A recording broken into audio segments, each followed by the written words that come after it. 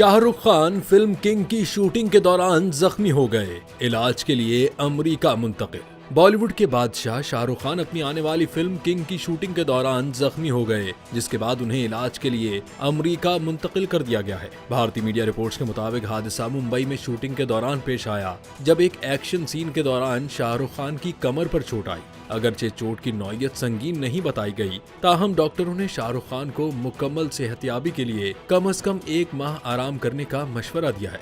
जराये के मुताबिक शूटिंग के दौरान होने वाला यह हादसा उस वक्त पेश आया जब फिल्म का एक हाई ऑक्टेन एक्शन सीन फिल्माया जा रहा था, जिसमें शाहरुख खान ने खुद स्टंट करने का फैसला किया था। अदाकार के करीबी जराये का कहना है कि शाहरुख खान पहले भी मुतअद्दिद बार शूटिंग के दौरान जख्मी हो चुके हैं, लेकिन उन्होंने हमेशा जल्द सेहतियाबी के बाद काम पर वापसी की है।